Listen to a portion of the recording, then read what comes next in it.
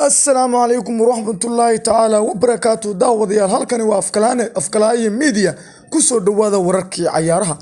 Bayern Munich waxa looga baqsan yahay inay qaado Champions maadaama Juventus iyo Barcelona ay meesha ka baxeen laakiin yaa la ilaawin tii sanadka hore garaacday ee baaratay ayaa meesha taagan waa Liverpool waxa ay leeyihiin anaga han dhaafnina waayahay Barcelona way yaaban yihiin dhinacyada ay eegayaan odayga Messi waa gaboobay talaabo waa dhaqaajin la yahay ma qan ayaamahan wuxuu cunay loo baqtida miyuu cunay waa la yaaban yahay Barcelona waxay leeyihiin anaga taag ma hayno champion ma dheeli karo ma tagi kara ayay leeyihiin naga daayo foodada waxaan loogu khasbaya wareer Barcelona ka daayay nimanka ciyaarta masaakiinta kii timaha xira oo gabar Faransiis aad u malaysaa Atletico Madrid laga soo qaatay isna waa yaaban yahay waxaad u malaysaa dhanka kareemku ku fiican yahay xaaladdu waxun tahay Liverpoolna ayaameer waa la yahay dhinacyada ayay fiirfiirinaysaa maxaa ka siya Virgil van Dijk iyo Nicolas Matip Henderson iyo odagii Milner ahaa adigu waa gabowda liira naga ciyaarta kaydka iska fariiso nimanka kalena dhaawac ayuu ku maqayin